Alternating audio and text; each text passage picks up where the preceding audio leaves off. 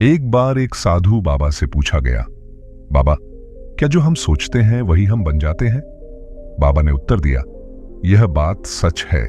हमारे जीवन का संबंध हमारे विचारों से होता है।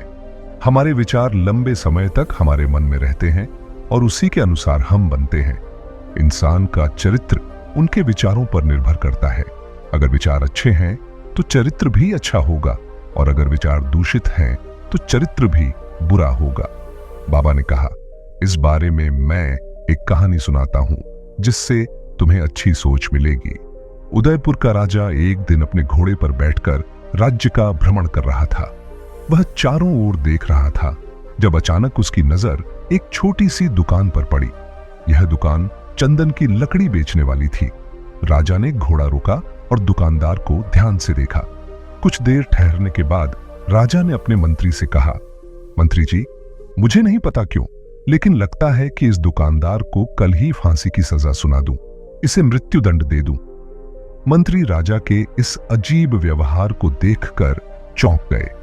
उन्होंने सोचा कि राजा ऐसा क्यों कह रहे हैं, लेकिन राजा आगे बढ़ गए और मंत्री को कुछ समझ नहीं आया। उन्होंने फैसला किया कि वह इस रहस्य को जानने के लिए खुद जांच करेंगे। अगली सुबह मंत्री भेष बदलकर आम जनता के रूप में दुकानदार के पास गए। दुकानदार चंदन की लकड़ी बेचने का काम करता था। मंत्री ने दुकानदार से पूछा, भाई, तुम्हारा काम कैसा चल रहा है? दुकानदार ने सिर झुकाकर कहा, बहुत बुरा हाल है महाराज। लोग मेरे पास आते हैं, चंदन की लकड़ी को सूंघते हैं, उसकी तारीफ करते हैं, लेकिन खरीदता कोई नहीं। मैं तो बस इसी इंतजार में बैठा हूं कि कब राजा की मृत्यु हो और उनके अंत्येष्टि में मैं चंदन की लकड़ी बेच सकूं। शायद तभी मेरे व्यापार में कुछ सुधार होगा। मंत्री को अब समझ में आ गया था कि दुकानदार की नकारात्मक सोच ने राजा के मन में भी नकारात्मकता भर दी थी। उन्होंने सोचा कि अगर दुकानदार का नजरिया बदल जाए तो शायद राजा का भी।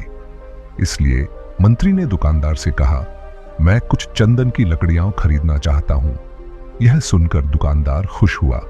उसने जल्दी से लकड़ियां पैक की और मंत्री को दे दी। मंत्री अगली सुबह चंदन की लकड़ी लेकर राजा के दरबार में पहुंचे। उन्होंने कहा, महाराज, यह दुकानदार ने आपके लिए तोहफे के रूप में चंदन की लकड़ी भेजी है। राजा ने जब लकड़ी को हाथ में लिया तो उसमें से शानदार सुगंध आई। वह बहुत खुश हुए और सोचने लगे कि उन्होंने दुकानदार के बारे में गलत विचार रखा था।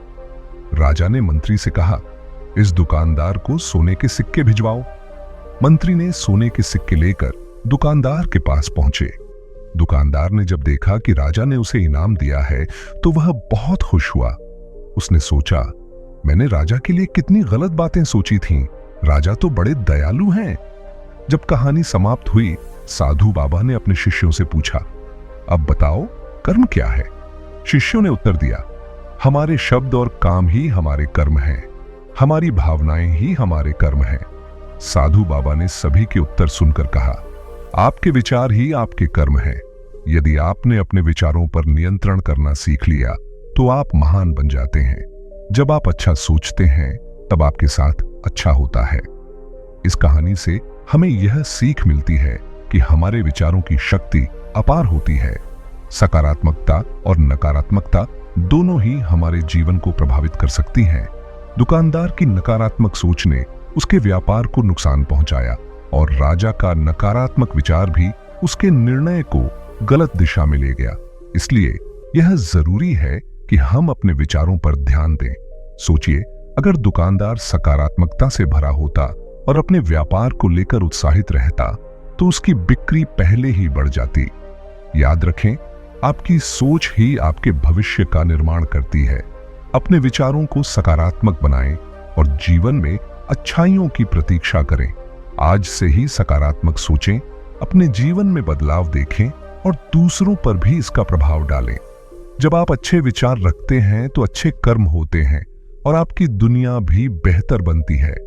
अगर आपको इस वीडियो से कुछ सीखने को मिला है तो कृपया वीडियो को लाइक करें और कमेंट में बताएं कि आपको क्या सीख मिला। अगर आप चैनल पर नए हैं तो सब्सक्राइब करके हमारे साथ जुड़े रहें। हम आपके जीवन को बदलने में मदद करेंगे। धन्यवाद।